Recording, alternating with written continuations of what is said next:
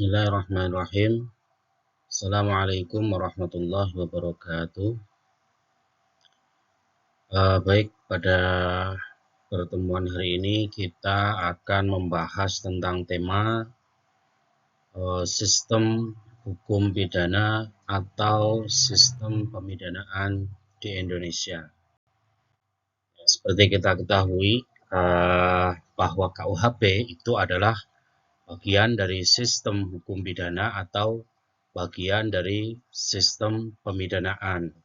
Dan sistem pemidanaan atau pemidanaan fungsional itu pasti akan membahas tiga hal yang penting ya. Yang pertama yaitu hukum pidana material, yang kedua hukum pidana formil, dan yang ketiga adalah hukum pelaksanaan pidana. Nah, hukum pidana material ini kita akan banyak berbicara atau mengupas pasal-pasal yang ada di dalam KUHP maupun undang-undang di luar KUHP, karena tidak semua perbuatan pidana itu diatur dalam KUHP. Misalnya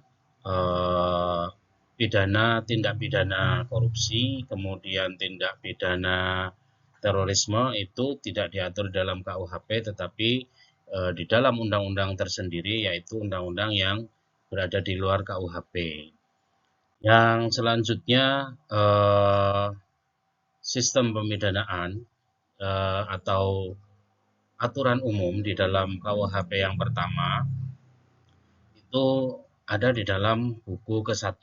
Nah, di dalam buku ke-1 ini banyak membicarakan tentang sistem pemidanaan, dan kalau kita berbicara mengenai sistem pemidanaan, tentunya akan ada asas dan tujuan pemidanaan serta aturan atau pedoman pemidanaan. Tetapi yang terpenting di dalam pembahasan sistem pemidanaan itu ada tiga hal yang pokok yang harus diketahui. Yang pertama yaitu tindak pidana, yang kedua itu adanya kesalahan yang bisa dimintai pertanggungjawaban pidana, dan yang ketiga pidana itu sendiri.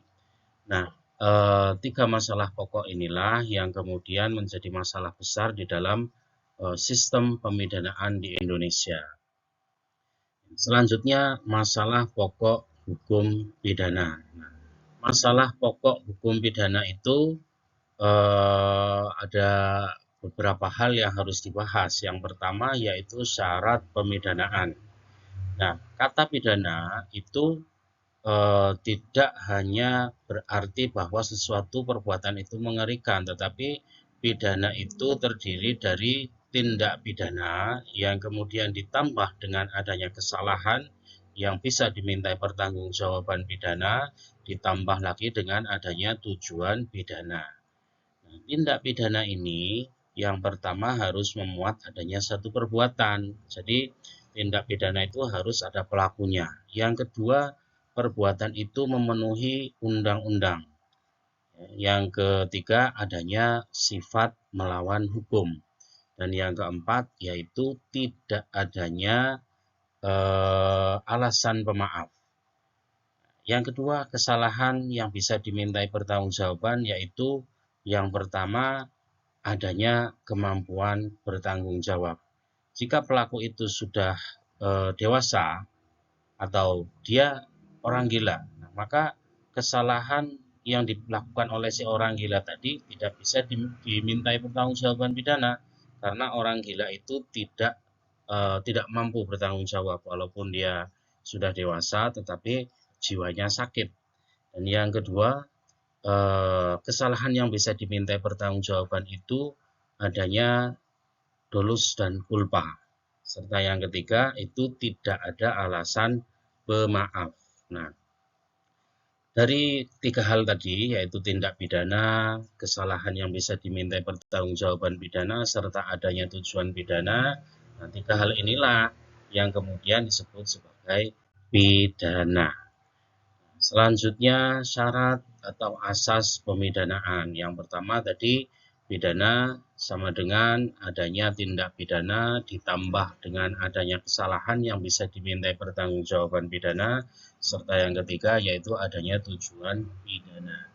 tindak pidana, kesalahan yang bisa dimintai pertanggungjawaban pidana, dan tujuan pemidanaan itu sama dengan pidana. Nah, kemudian tindak pidana itu sering juga disebut sebagai unsur objektif. Kesalahan yang bisa dimintai pertanggungjawaban pidana itu disebut sebagai unsur subjektif. Nah, unsur subjektif ini harus memuat adanya asas legalitas, dan asas legalitas ini biasa juga disebut sebagai asas kemasyarakatan, dan dalam asas tersebut harus ada alasan pembenar. Yang selanjutnya tentang unsur subjektif, ya. Kesalahan yang bisa dimintai pertanggungjawaban pidana, yaitu unsur subjektif itu harus memuat adanya asas kulpabilitas. Di dalam asas kulpabilitas ini tidak ada alasan pemaaf. Nah, kita lihat ke ilustrasi berikut. Nah, di sini ada seseorang, ya sebut saja si A, yang memegang senjata yaitu pistol. Kemudian dia menembakkan senjatanya, ya, menembakkan senjatanya kepada orang lain, yaitu kita sebut saja si B. Nah, orang ini, si A, yang melakukan perbuatan menembak, ya, menembak ini kita sebut sebagai perbuatannya. Kemudian mengenai orang, mengenai si B, dan si B ini jatuh tersungkur serta mati, itu disebut akibat. Kita akan mencari di manakah pidananya. Ya. Nah, hubungan antara perbuatan dan matinya seseorang atau akibat ini dalam hukum pidana disebut sebagai hubungan objektif atau hubungan kausalitas, hubungan sebab akibat. Adanya satu perbuatan menembak mengakibatkan orang lain terluka dan bahkan mati. Kemudian yang kedua, adanya pelaku, ya, orang yang melakukan perbuatan, yaitu menembak tadi, itu disebut sebagai hubungan subjektif atau hubungan kesalahan.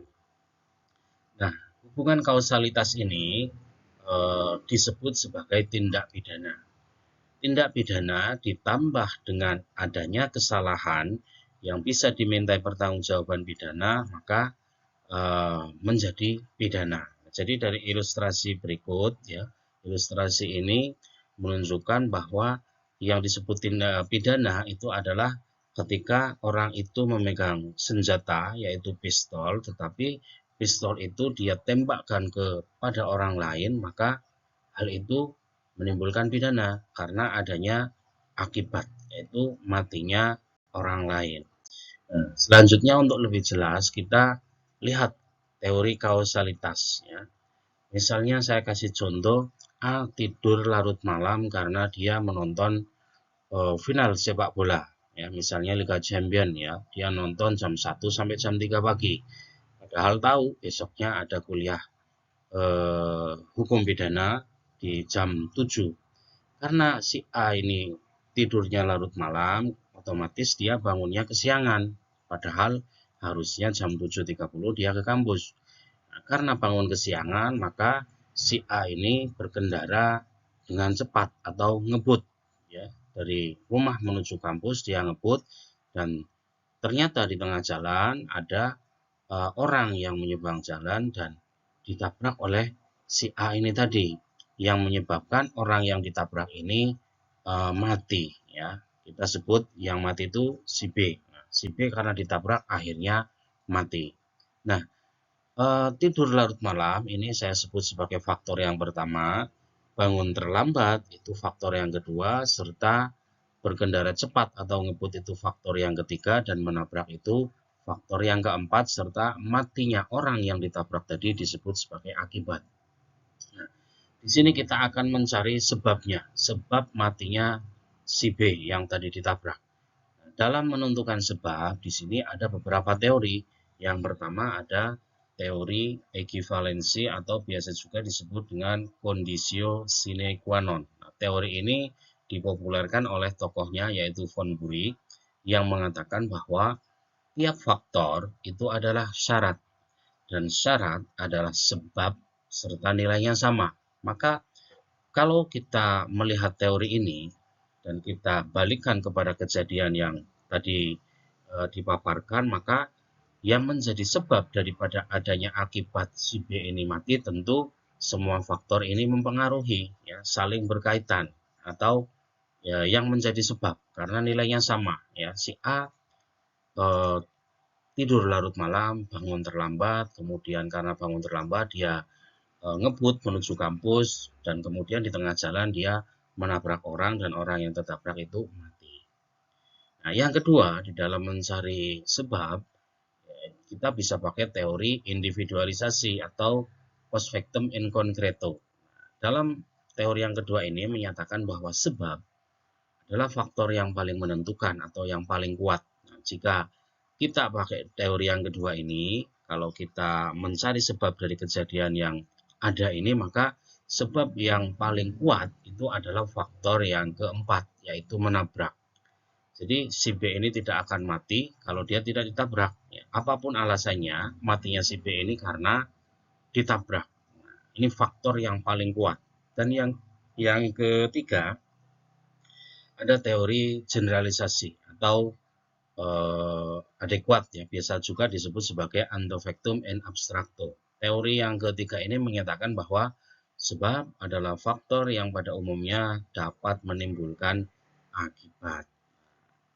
Kalau kita melihat teori yang ketiga ini, tentu kejadian tadi kalau dicari sebabnya, nah, sebab yang umumnya menjadikan orang ini mati atau si B ini mati adalah faktor yang ketiga, karena si A berkendara terlalu cepat atau si A ngebut, sehingga karena ngebut hilanglah konsentrasinya dan di tengah jalan dia menabrak seseorang, yaitu menabrak si B, dan kemudian si B ini mati.